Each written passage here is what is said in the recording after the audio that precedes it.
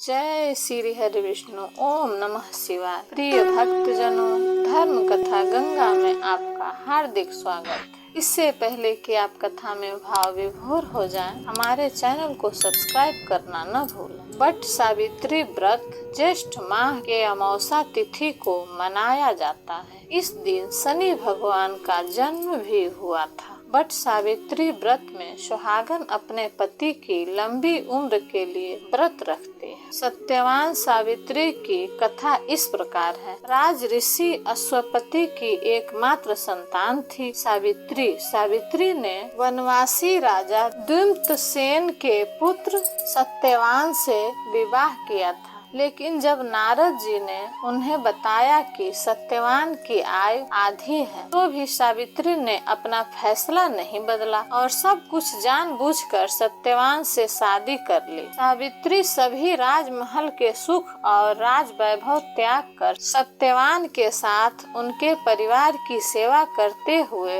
One में रहने लगी। जिस दिन सत्यवान के महाप्राण का दिन था, उस दिन वह लकड़ियाँ काटने जंगल गए थे। अचानक बेहोश होकर गिर पड़े। उसी समय यमराज सत्यवान के प्राण लेने आए। 3 दिन से उपवास में रह रही सावित्री को पता था कि क्या होने वाला है, इसलिए बिना विकल हुए उन्होंने यमराज से सत्यवान के प्राण न लेने की प्रार्थना की, लेकिन यमराज नहीं माने। तब सावित्री उनके पीछे पीछे ही जाने लगी। कई बार मना करने पर भी वह नहीं मानी, तो सावित्री के साहस और त्याग से यमराज प्रसन्न हुए और कोई 3 वरदान मांगने को कहा। सावित्री ने सत्यवान के दृष्टिहीन माता पिता के नेत्रों की ज्योति मांगी, उनका छीना हुआ राज्य मांगा और अपने लिए 100 पुत्रों का वरदान मांगा। तथास्तु कहने के बाद यमराज समझ गए कि सावित्री के पति को साथ ले जाना अब संभव नहीं, इसलिए उन्होंने सावित्री को अखंड सौभाग्य का